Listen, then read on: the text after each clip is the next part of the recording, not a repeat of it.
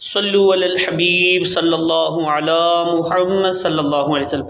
جب غزوہ احد ہوا، آپ جانتے ہیں کہ غزوہ احد میں مسلمانوں کو بہت مشقت اٹھانی پڑ گئی تھی۔ اسی غزوے میں رسول پاک صلی اللہ علیہ وسلم کے دندان مبارک شہید ہوئے۔ سیدنا امیر حمزہ رضی اللہ تعالیٰ کی شہادت بھی اسی وقت ہوئی تھی۔ غزوہ احد سے واپس لوٹے تو یہودیوں نے حضرت حذیفہ رضی اللہ تعالیٰ عنہ اور حضرت عمار رضی اللہ تعالیٰ عنہ آپ کو گھیر لیا۔ کہنے لگے، اے حذیفہ بن یمان، اے عمار بن یاسر، دیکھو اگر اسلام سچا دین ہوتا، اللہ پاک کے ہاں مقبول ہوتا، تو خود بتاؤ کیا اللہ پاک احد میں تمہاری مدد نہ فرماتا؟ کیا معاذ اللہ اللہ پاک کی اتنی قدرت بھی نہیں کہ اپنے مقبول دین اور پیارے بندوں کی مٹھی بھر غیر مسلموں کے خلاف مدد فرمائے؟ اس سے ثابت ہوتا ہے کہ اسلام سچا دین نہیں ہے۔ اب یہ دلیل تو بڑی بھاری تھی۔ ہمارے ہاں بھی غیر مسلم اس طرح کے ڈورے ڈال رہے ہوتے ہیں، دیکھو جی اگر اسلام سچا دین ہوتا تو غیر مسلموں کو اتنی ترقی کیوں ملتی؟ وہ تو چاند پر پہنچ گئے، انہوں نے تو اتنی اونچی اونچی بلڈنگیں بنا لی، وہ امیر کبیر ہو گئے۔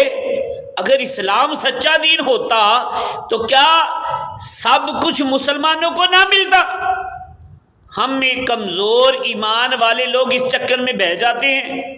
قربان جائیے، صحابہ کرام علیہم رضوان کے ایمان پر یہودیوں نے بڑا موقع دیکھ کر بڑے وقت پر جال پھینکا تھا، مگر سامنے بھی تو محبوب ذیشان صلی اللہ علیہ وسلم کے جانثار تھے۔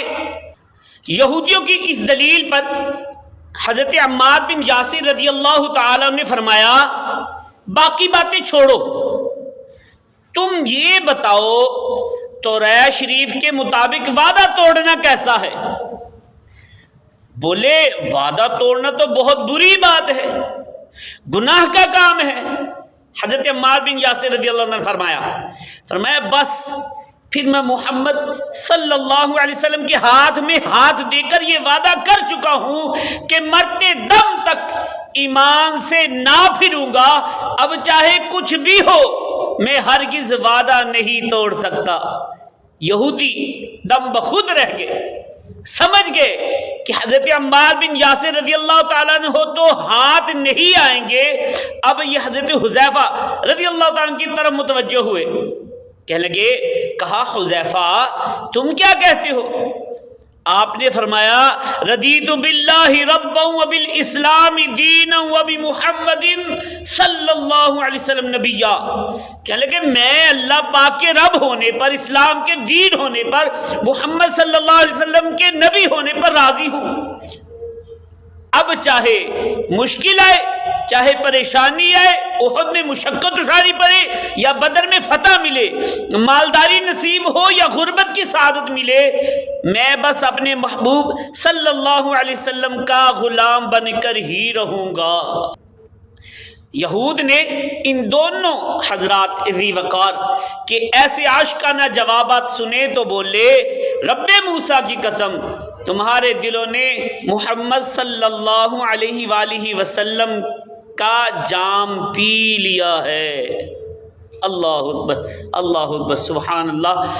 تو فتنے ہزار ہیں، بس ہمارا یہی انداز ہونا چاہیے، مناظرے نہ کریں، بحث نہ کریں، بس فائنل بات ہے، اپنا عزیز وہ ہے جسے تو عزیز ہے، اپنا عزیز وہ ہے جسے تو عزیز ہے، ہم کو ہے وہ پسند جسے آئے تو پسند، ہم کو ہے وہ پسند جسے آئے تو پسند۔